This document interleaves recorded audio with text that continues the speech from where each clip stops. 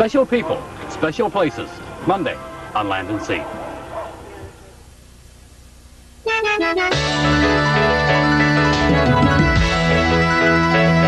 The victims of sexual abuse by the clergy respond angrily to comments from a Nova Scotia bishop.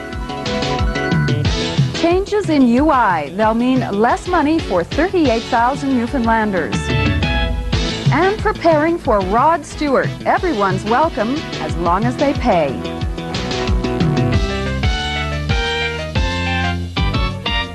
Here and Now with Debbie Cooper. Furious, that's the best word to describe victims' reaction to a Nova Scotia bishop's comments this week about sexual abuse by Roman Catholic clergy. Bishop Colin Campbell of Antigonish suggested that some of the victims of the abuse might in fact have been willing participants. Now, many Newfoundlanders, Catholics and non-Catholics alike, say Campbell is simply blaming the people who suffered the most. Deanne Fleet has this report. Antigonish is the second most powerful Catholic in Nova Scotia. In a recent news column and radio program, Campbell said the boys who were victimized by priests and brothers in Newfoundland may have been partly responsible for their plight. What I'm suggesting is that maybe some, a few of them, many of them, most of them, who knows, had some kind of an inkling that this was wrong and could have said, no, thank you very much. Was there some, if the person was 13, 14 rather than 9, 10, was there some of that adult consent or cooperation available? I don't know, but one wonders. Well, I don't think it's right for him to comment on it really, because he wasn't there when it happened, right? And he don't know anything that happened. He wasn't the person in the room with him. Father Jim Hickey began sexually assaulting this teenager when the boy was just 10 years old. Although Hickey has been convicted, the boy says the pressure hasn't stopped, and Campbell's comments just make it worse. Well, it makes me angry because, you know, people are talking about me and the other fellas that were involved, and when they don't know anything. No one at all from the church approached me and asked me how I was doing. The boy's father says Campbell's comment is like salt in an open wound at a time the family is desperately trying to get life back to normal. Felt like I was punched right in the face, you know. It's that's a typical example of how the RC Church is viewing all this sexual assault by their priests on children. And I think it's been there for a long, long time.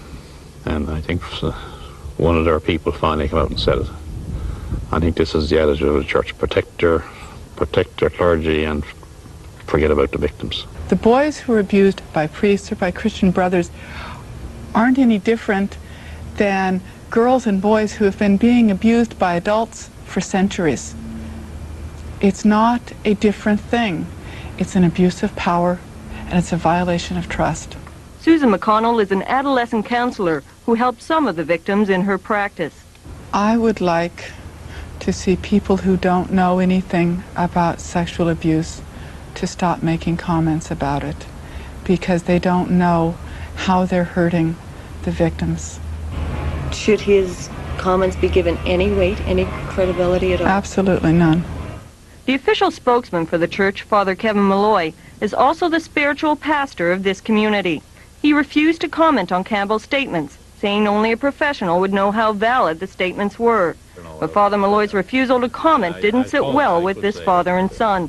They feel his silence is inexcusable. If Father Malloy is the spokesman for the Archdiocese, I can't and won't comment on this situation with Bishop Campbell. I think he should resign as the spokesman for the Archdiocese. Victims and their families say they've already been offended by the way the Catholic Church in Newfoundland has treated them.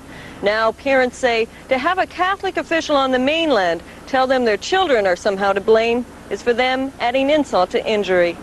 Deanne Fleet, CBC News, St. John's.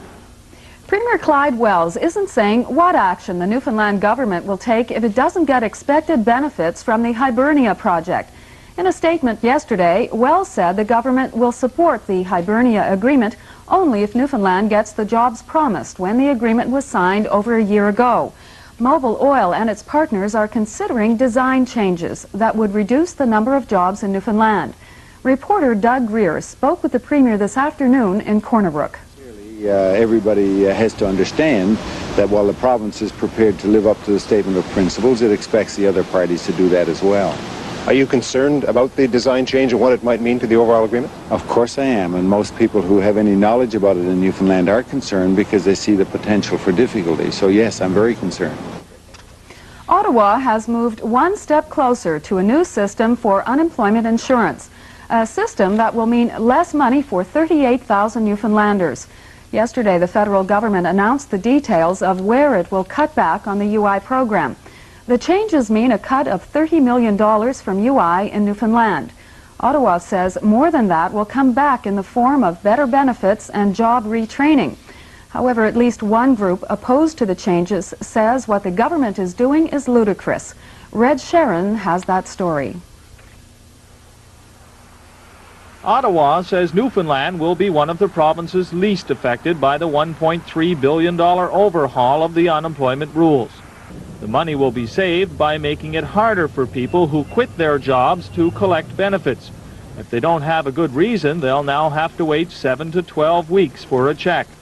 And the length of time you can collect has been reduced as well. But there will be benefits too, says Ottawa. People over 65 will now be eligible to collect UI.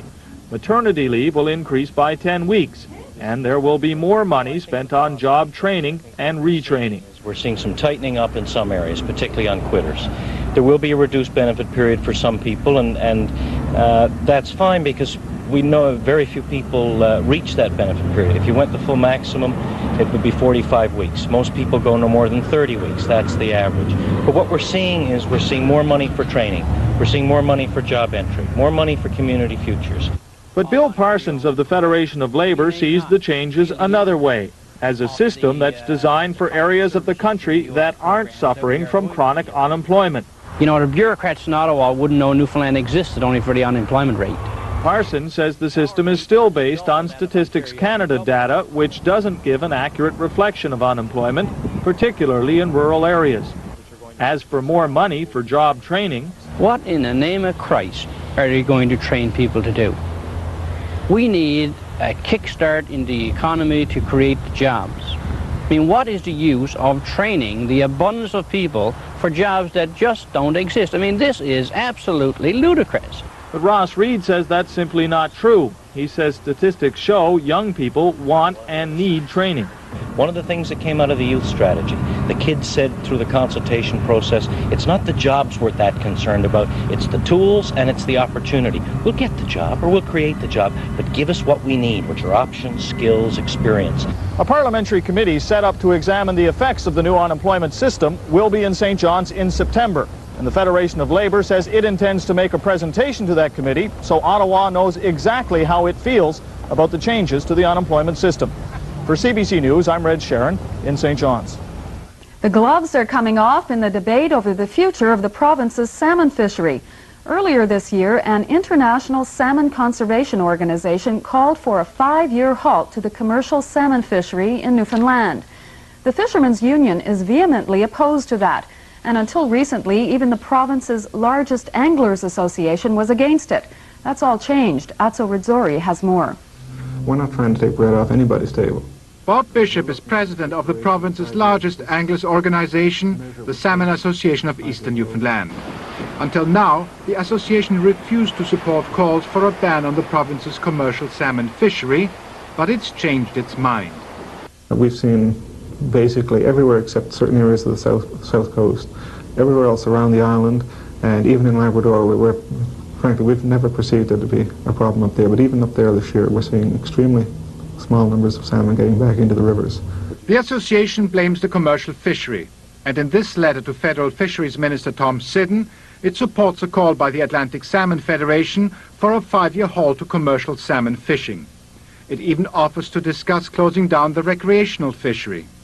The 5 years, it says, should be spent reassessing existing stocks, allowing them to rebuild, and drawing up a comprehensive management plan for the future. The Fishermen's Union is not amused. And I really don't want to get into a slugfest with the sports fishermen of Newfoundland, but